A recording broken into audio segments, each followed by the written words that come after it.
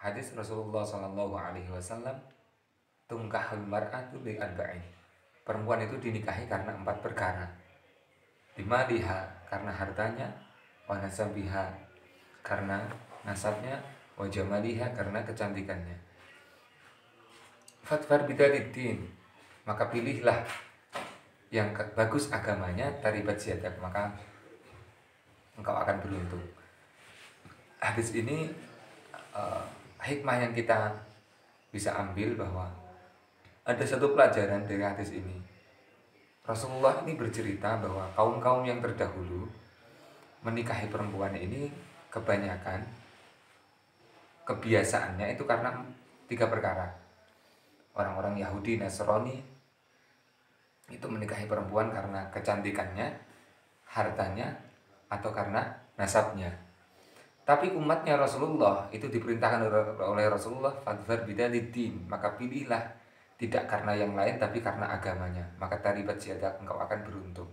Itu artinya kita sebagai umatnya Rasulullah itu harus ada pembedanya. Kita sebagai umatnya Rasulullah memilih calon istri atau calon suami itu karena agamanya. Diperkuat dengan sabda Rasulullah kepada ini untuk ayah yang ingin mencari calon menantu. Ketika datang kepadamu seorang anak laki-laki yang engkau ridhoi agamanya, yang agamanya ini baik, maka nikahkanlah putrimu dengan dia. Apabila tidak kau nikahkan, kata Rasulullah, maka putrimu akan menjadi fitnah yang besar dan menjadi sumber kerusakan di bumi. Artinya memang kita umatnya Rasulullah itu menikah karena agama. Adapun di fikih kita melihat di situ dijelaskan, kitab-kitab Syafi'iyah dijelaskan bahwa orang menikah itu karena kecantikannya. Ini bukan niatnya, tapi ketika memilih, boleh tidak kita menikahi orang yang cantik? Boleh, tapi jangan karena kecantikannya. Fikih itu membolehkan menikahi yang cantik, menganjurkan menikahi yang cantik. Kenapa? Karena itu lebih menundukkan pandangan kita, sehingga kita tidak toleh sana, tidak toleh sini. Jadi fikih itu menganjurkan menikahi yang cantik, bukan memerintah kita untuk menikahi karena kecantikannya. Bisa dibedakan ya. Menikahi karena kecantikannya itu urusan hati, urusan niat.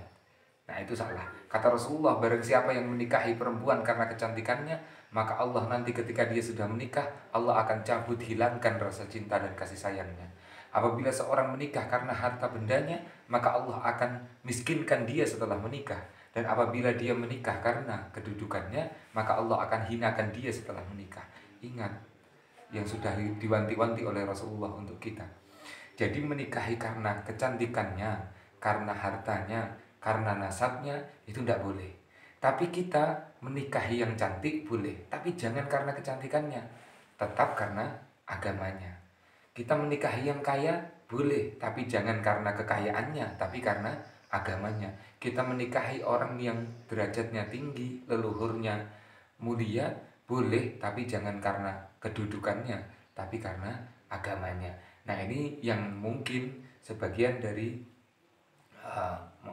umat Islam ini mungkin salah dalam memahami atau kurang pas lah dalam memahami bahwa kenapa di fikih dikatakan boleh menikahi yang cantik, menikahi yang walud, banyak anaknya, menikahi yang hartanya, punya harta. Kenapa dibolehkan? Boleh, tapi yang tidak boleh itu adalah alasan atau niatnya. Jadi baliknya kepada sesuatu itu diukur dengan niatnya. Insya Allah kita di dalam memilih jodoh, siapapun jodoh yang Allah pilihkan untuk kita, kapan kita pasang niat yang baik, insya Allah Allah hadirkan jodoh yang baik pula untuk kita. Amin ya rabbal alamin.